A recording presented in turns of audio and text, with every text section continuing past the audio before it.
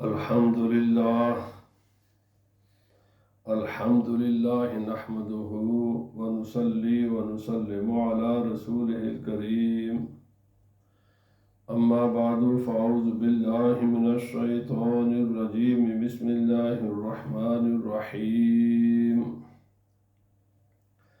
شهر رمضان الذي أنزل فيه القرآن هدى للناس وبينات من الهدى والفرقان فمن شهد منكم الشهر فليصمه ومن كان مريضا أو على سفر فعدة من أيام أخر.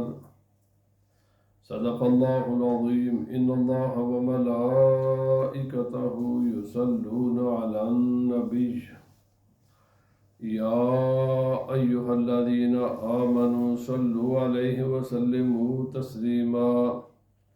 اللهم صل على سيدنا ومولانا محمد وعلى آله وأصحابه سيدنا ومولانا محمد وبارك وسلم عليه. الصلاة والسلام عليك يا سيدي يا رسول الله وعلى آلك وأصحابك يا سيدي يا حبيب الله. اللہ رب العزت جل وعلا کی حمد و ثنا اور نبی کریم رف الرحیم صلی اللہ علیہ وسلم کے دربار دربار میں ہدیہ درود و سلام عرض کرنے کے بعد حضرات گرامی، گزشتہ جمعۃ المبارک کو میں نے رمضان المبارک کے روزوں کے بارے میں جو اللہ پاک کا حکم ہے کہ یہ فرض ہے اور یہ اسی طرح فرض ہے جیسے سابقہ امتوں پر فرض تھے، تو یہ بیان کیا اور یہی آیت اب بھی چل رہی تھی کہ وقت اپنے اختتام کو پہنچا۔ آج انہی آیات کو آگے بڑھائیں گے۔ روزوں کے بارے میں اللہ تعالیٰ نے قرآن مقدس میں صرف ایک ہی مقام پر بیان فرمایا ہے۔ نماز کا ذکر مختلف مقامات پر ہے، روزے زکوٰۃ کا مختلف مقامات پر ہے، اسی طرح حج ہے، اسی طرح باقی چیزیں ہیں، لیکن روزے اس کا ذکر قرآن پاک میں صرف ایک جگہ پر ہی آیا ہے۔ اللہ پاک نے فرمایا شہر رمضان الذی انزل فیہ القرآن ھدی للناس بینات من الھدی والفرقان۔ رمضان کا وہ مقدس مہینہ ہے کہ جس میں قرآن حکیم نازل کیا گیا، اور یہ قرآن حکیم یہ سراپا ہدایت ہے، رہنمائی ہے، سیدھی راہ دکھاتا ہے لوگوں کو۔ اب آگے لوگ دو قسم کے ہیں، یہ اللہ پاک نے شروع ہی میں بیان فرما دیا۔ ایک ہے متقی، ڈرنے والے، گناہوں سے بچنے والے، نیکی کرنے والے، نفع انہیں کو ہوتا ہے۔ ہدایت یہ سب کے لیے ہے، لیکن نفع صرف انہیں کو ہوگا کہ جو یہ کام کریں گے۔ یہ ایسے ہی ہے جیسے جو اچھی غذائیں ہیں یا اچھی دوائیں ہیں، یہ بنائی تو سب کے لیے جاتی ہوتی ہے، غذائیں سب کے لیے ہوتی ہیں، لیکن نفع اسی وہی اٹھائے گا نا جو ان کو استعمال کرے گا۔ غذا ہوتی ہے سب کے لیے، نفع اسی کو ہوتا ہے جو اس کو استعمال کرتا ہے۔ دوائی ہوتی ہے سب کے لیے ہے، لیکن نفع اسی کو ہوتا ہے جو اس کو استعمال کرتا ہے۔ جو استعمال ہی نہ کرے اسے دوائی کا کیا نفع ہے؟ کہنے سے، ماننے سے یہ بات نہیں بنتی، بھائی اس کو استعمال کرنا پڑتا ہے۔ ایسے ہی قرآن حکیم نفع سب کے لیے ہے، ہدایت سب کے لیے ہے، لیکن اس ہدایت سے فائدہ وہی اٹھائے گا کہ جس کے دل میں تقویٰ ہوا، ایمان ہوا، اللہ کے فرما برداری کا جذبہ ہوا، کیونکہ سب سے پہلے فیصلہ انسان نے خود کرنا ہے۔ پھر مطلب ایک آدمی قرآن حکیم جو ہے وہ کھولتا ہی نہیں ہے، وہ دیکھتا ہی نہیں ہے، وہ سنتا ہی نہیں ہے، اس کا ارادہ ہی نہیں ہے اس پر چلنے کا، تو قرآن پاک اس کو کیا ہدایت دے گا؟ قرآن حکیم اسی کو ہدایت دے گا جو پہلے اس کو مانے، اس کے بعد اس پر چلنے کا ارادہ کرے اور پھر اس کے راستے پر چلے، اس کے لیے الحمدللہ ہدایت ہی ہدایت ہے۔ تو یہ ایسے ہی ہے۔ اس کی دوسری مثال علماء نے دی ہے کہ جیسے آسمان سے بارش برستی ہے نا، تو بارش سب کے لیے مفید ہوتی ہے، لیکن زمین مختلف ہوتی ہے۔ خود رسول اللہ صلی اللہ علیہ وسلم نے اس کی مثال بیان فرمائی۔ زمین ایک جیسی نہیں ہوتی، ریتلی بھی ہوتی ہے، پتھریلی بھی ہوتی ہے، زرخیز بھی ہوتی ہے۔ اچھا، اس زمین کے اوپر گندگی پر بھی پڑی ہوتی ہے۔ ظاہر بات ہے کہ جب بارش برسے گی، زرخیز زمین سے سبزہ اگائے گے، اور جو ریتلی زمین ہے وہ پانی کو اندر جذب کر لیتی ہے، نہ خود اس زمین کو کچھ نفع ہوتا ہے اور نہ ہی وہ کسی کو نفع دے رہی ہوتی ہے۔ پتھریلی زمین ذرا بہتر ہوتی ہے کہ چلو خود تو اس کو کچھ نفع نہیں ہوتا، لیکن پانی کو سٹور کر لیتی ہے، اور اس پانی سے پھر آگے انسان، چرند پرند، اللہ کی باقی مخلوق نفع اٹھاتی ہے۔ لیکن جہاں پر گندگی پڑی ہوگی تو وہ گندگی پہلے سے بھی زیادہ ہو جاتی ہے۔ ایسے ہی قرآن حکیم میں یہ اللہ کے رحمت کے بارش ہے۔ اس بارش سے نفع وہی اٹھائے گا کہ جس کے دل کی زمین زرخیز ہے، پتھریلی نہیں ہے، ریتلی بھی نہیں ہے، اور اس کے اندر اس نے گندگی بھی نہیں بھری ہوئی، اس کو نفع ہی نفع ہے۔ پھر یہ رحمت ہی رحمت ہے۔ فرمایا کیا ہے؟ الہدایت۔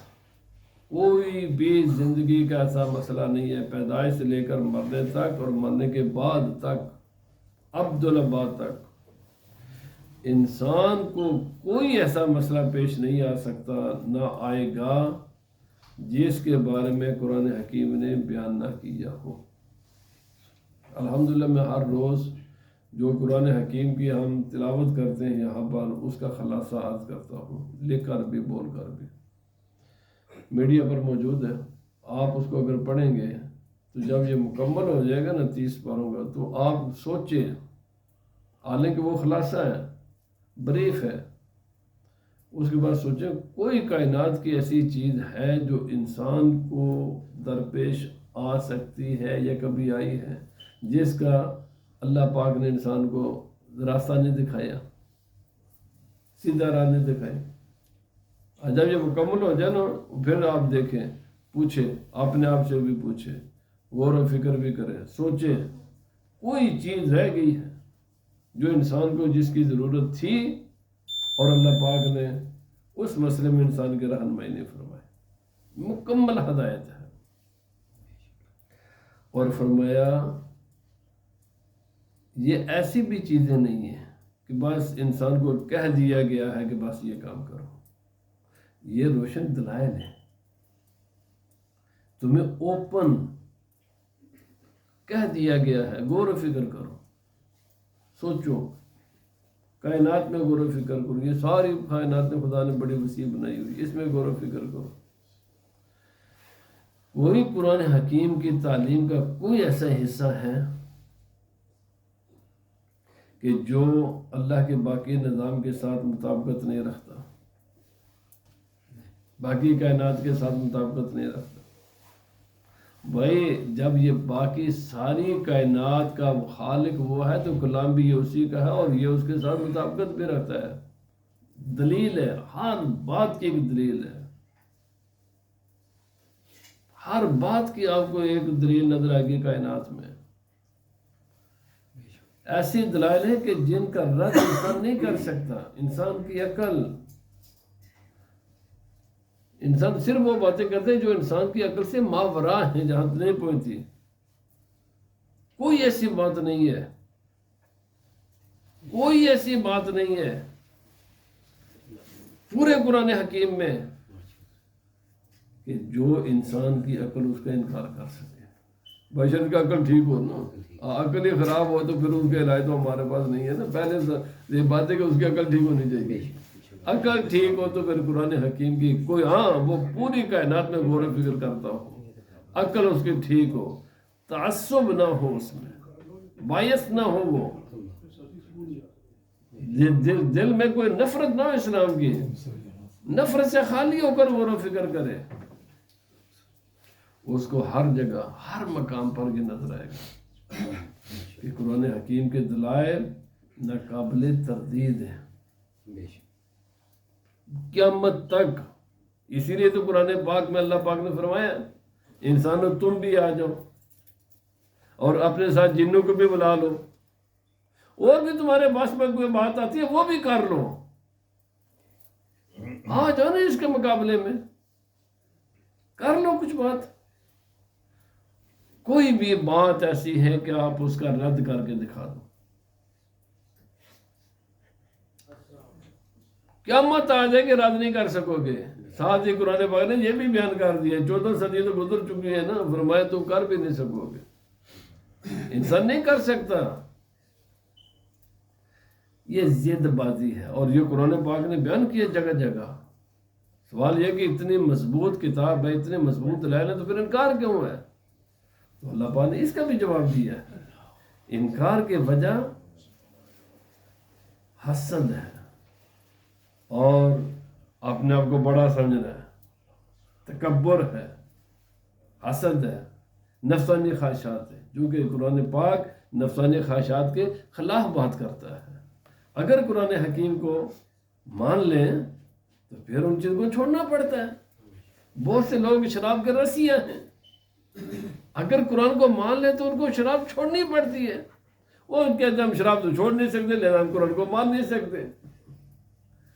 ایسے ہی باقی نفسانی خواہشات ہیں جو انسان کو قرآن حکیم کو ماننے کی راہ میں رکاوٹ بنتی ہیں، کیونکہ قرآن حکیم اور بلکہ صرف قرآن پاک نہیں، اللہ تعالیٰ کی ساری کتابیں، تمام انبیاء کرام انسان کو وہ راستہ دکھاتے ہیں جو اس کی خواہش کے خلاف ہوتا ہے۔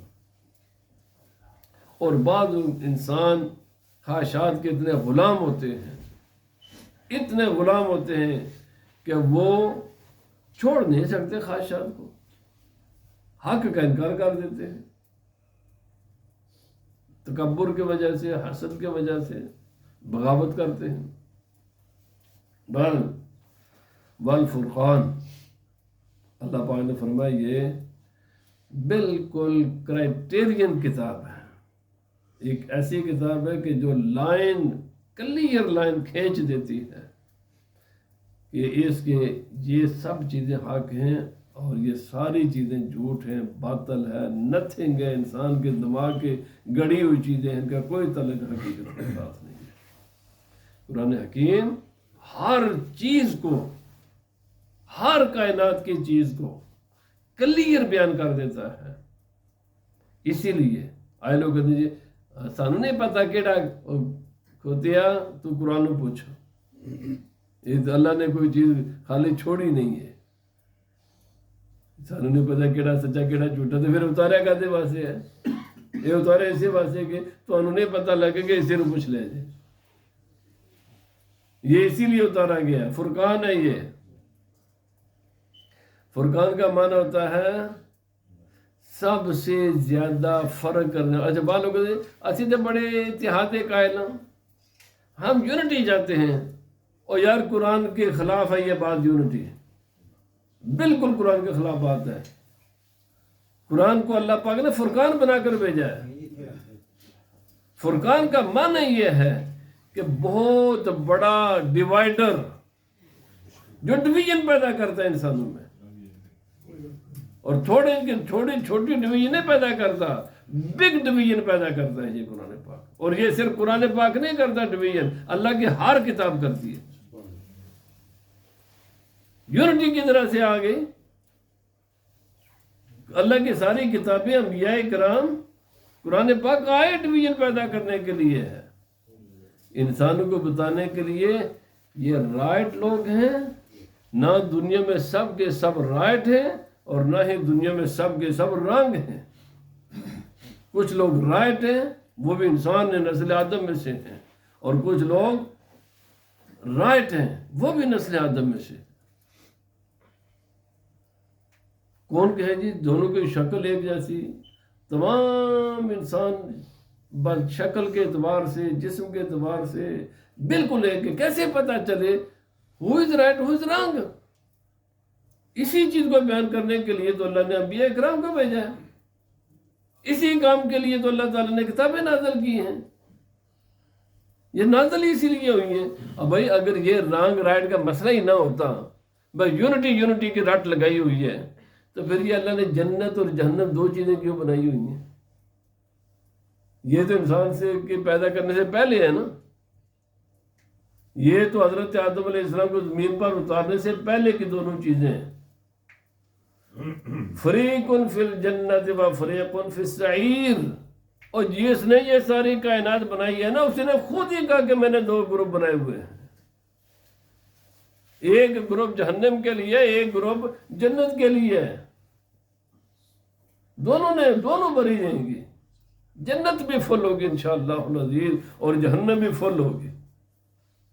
یہ نبی پاک صلی اللہ علیہ وسلم نے فرمایا، جتنے انسان خدا تعالی نے، یہ تو وہ جانتا ہے نا اس نے کتنے پیدا کرنے ہیں، جتنے پیدا کرنے تھے نا، ہر ایک کی سیٹ جنت میں بھی بنائی ہے اور ہر ایک کی سیٹ جہنم میں بھی بنائی ہے۔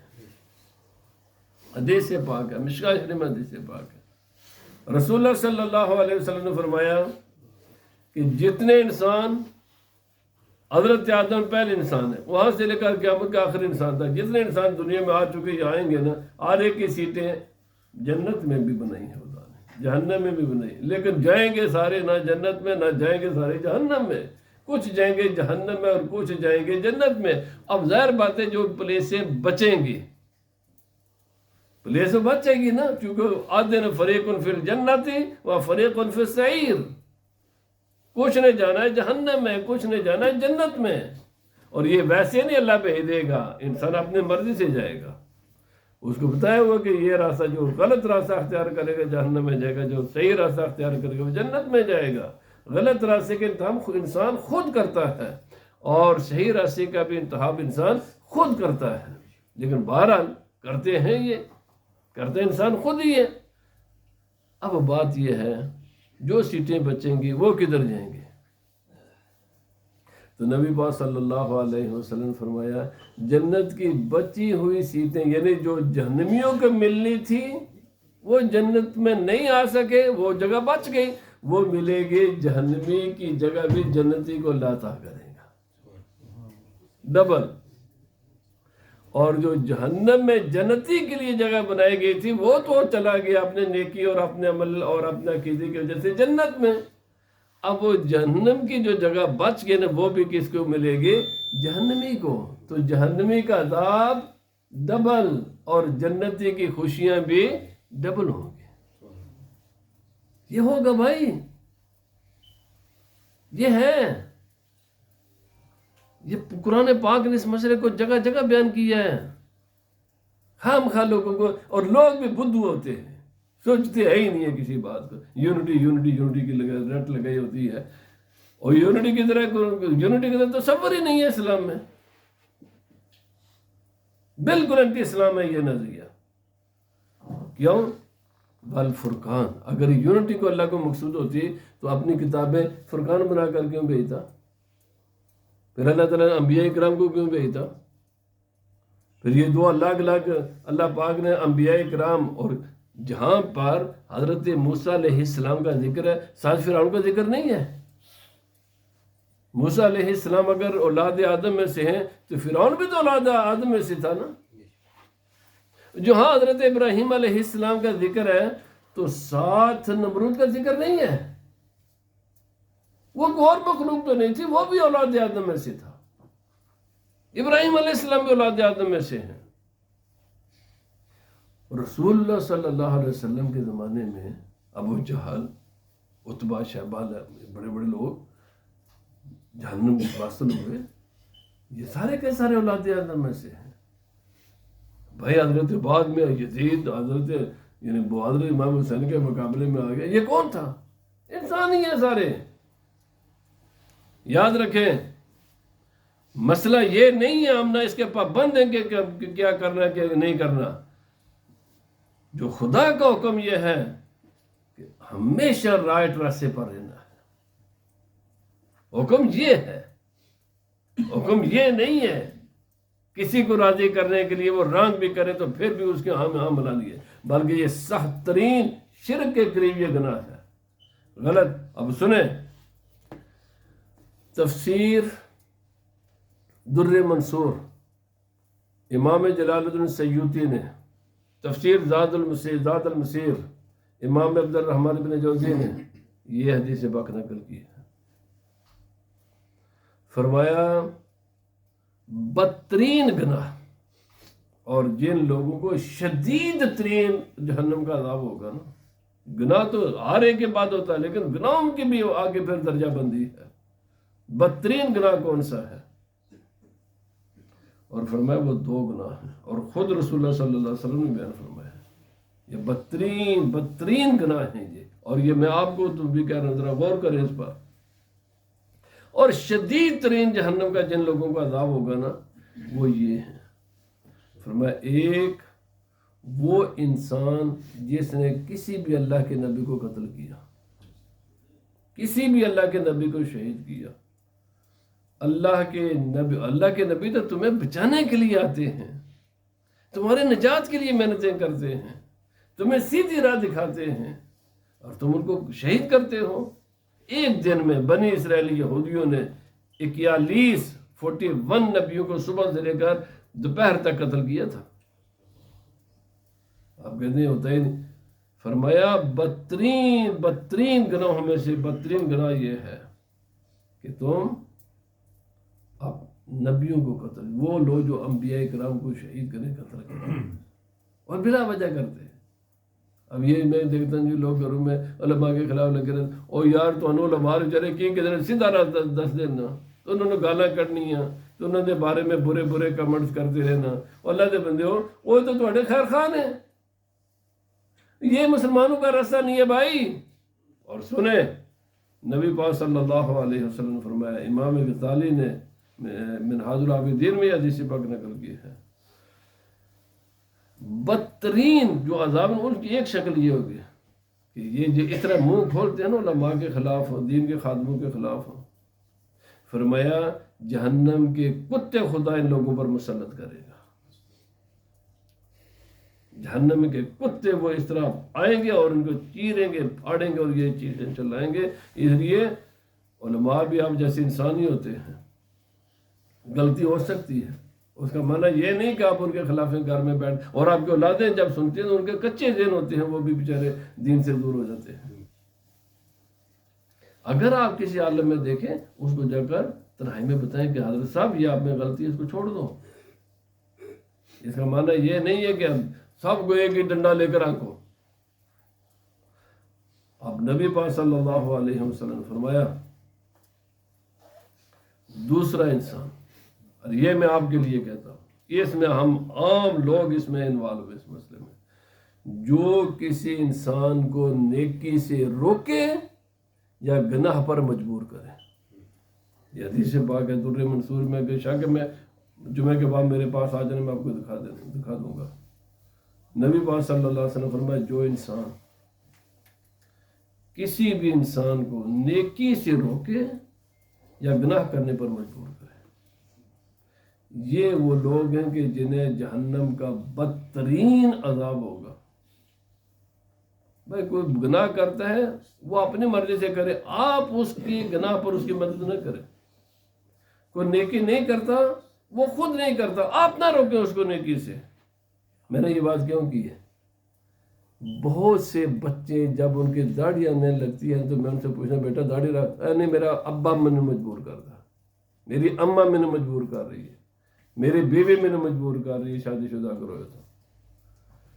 یہ جب اولاد کو مجبور کرتے نا غلط کاموں پر، وہ اپنا انجام ہی ذرا سن لیں۔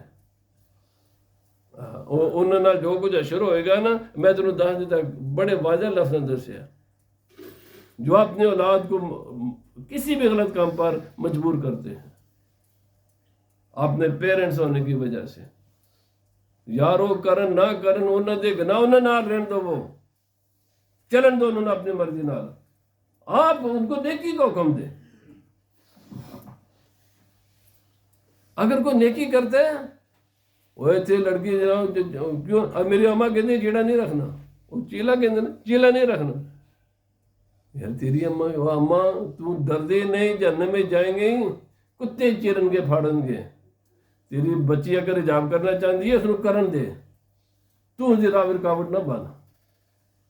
وہ اپنے عمل سے خود ذمہ دار بنے. تو اپنے جہنم میں اپنے لڑکے ویسے کیوں بنا دیا اپنے آپ کو؟ نبی پاک صلی اللہ علیہ وسلم نے فرمایا بدترین گناہ اور بدترین عذاب ہوگا ان لوگوں کو جو کسی اللہ کے نبی کو شہید کرے، یا جو انسان کسی غلط کام کا حکم دے کسی کو، یا کسی نیکی سے روکے. کوئی خود نیکی نہیں کرتا اس کا ذمہ دار وہ خود ہوگا. کوئی خود گناہ کر رہا ہے تو وہ اپنے گناہ کا ذمہ دار خود ہوگا. آپ اس کی مدد نہ کریں گناہ میں، آپ نہ اس کو نیکی سے روکے. پتر روزہ نہیں رکھنا تمہیں یہ کرنا، او یار نہیں رکھنا انہوں فیصلہ کرن دو. تو یہ اپنے آپ واسے اپنے تی پتر واسے یا کسی دوست یار واسے جہنم دا بن کیوں بندی ہو؟ کیوں بنا اپنے آپ کو جہنم کے اندر بناتے ہو؟ کبھی بھی کسی انسان کو نیکی سے نہ روکے، خصوصاً اپنے اولادوں کو. اور کبھی بھی اپنے اولادوں کو اپنے متعلقہ لوگوں کو برائی کا حکم نہ دے. یس اگر وہ کرے روک دو آپ، لیکن پھر بھی نہیں مانتے تو ہی بری ہو. دوسروں کے لیے اپنے آپ کو کیوں تباہ کرتے ہو؟ والفرقان، اللہ پاک نے فرمایا یہ فرقان ہے، یہ فرق کر دیتا ہے. ہر چیز کے اس نے فرق کیا ہوا، کوئی کائنات کی ایسی چیز نہیں ہے. میں آپ کو کھلا آپ کو دعوت فکر دیتا ہوں، ساری زندگی سوچتے رہیں، بتائیں کہ یہ مسئلہ ہے، اس مسئلے پر ہمیں قرآن پاک نے کیا رہنمائی کی ہوئی ہے. انشاءاللہ قرآن پاک ہر بات میں رہنمائی کرتا ہے. دعا کریں کہ اللہ پاک مجھے بھی آپ کو بھی، اللہ تعالیٰ ہمیں قرآن حکیم کو سب سے پہلے تو سمجھنے کی، پڑھنے کی، اور اس کے بعد اس پر چلنے کی توفیق عطا فرمائے. یہی نجات کا راستہ ہے.